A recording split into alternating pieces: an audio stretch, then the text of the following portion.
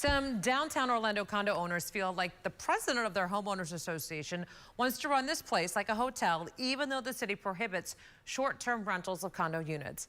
Investigative reporter Carla Ray learned that members of the Jackson Condo Board are connected to about half of the units in the building, either through direct ownership or associated LLCs. And the president of the board admits in court records to running a rental business with the ones he owns. I wanted to speak to the board president of the Jackson condos here about a letter that he sent to unit owners in response to complaints to code enforcement about short-term rentals, and also the feeling by some owners in the building that they may have no other choice but to sell at a loss based on board decisions. Neither he nor his attorneys ever got back to me, but as luck would have it, I ran into him one day out here on the streets.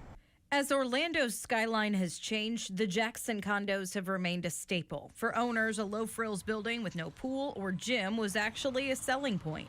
I just wanted a quiet place, and actually one that had a manageable HOA, and at the time this one did. Now, though, these owners say a new special assessment of over $1 million, what they were told was needed to replenish reserves, has pushed their budgets. The overall total amount that I'm paying per month is $1,700. Up from what? It was around low 600s when I first moved in here, so it's almost tripled. I went from, I think, about $400 a month to nearly $1,200 a month. They question whether this is an effort to encourage them to sell to make room for rentals. 9 Investigates went through property records and found half of the 52 units in the building are owned or connected to association board members, either directly or through associated LLCs, including board president Nabil Ansari, who admitted in court records to operating a rental business with his units in the building, something that got him and other board members cited by code enforcement for violating the city's short-term rental ordinance in the past. What's more, he helped change the rules for selling units to include a right of first refusal, meaning the HOA has the power to block a potential sale and buy the unit instead. I draft declarations for developers, and one of our philosophies is keep it as simple as possible. So I never put in a first right of refusal because that deters a buyer from buying.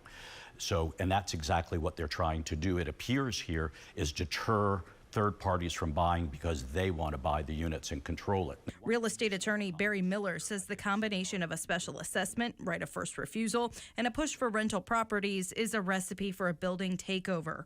We cannot confirm whether any units have been purchased by board members through the right of first refusal, but take a look at this letter sent by Ansari to unit owners. It states, "We think that if all unit owners collaborated, we could petition the city of Orlando for a land use change to that of a condo hotel zoning, which would in turn maximize the value of each unit in the Jackson." Hi, this message is for Nabil. This is Carla Ray from Channel 9. I tried calling Ansari and his attorney and emailed them several times since December. And then one day, I saw him on the street right outside of the Jackson. You gonna take a picture of me? Off camera, he confirmed he and his attorney received all my messages, and he said the letter speaks for itself. That letter says even though short-term rentals are against city ordinance and punishable by fine, they also do not violate any laws and are not illegal in the figurative meaning of the word. I just wanted to give you an opportunity to explain the letter that you sent out to the residents here. No comment. Thank you very much.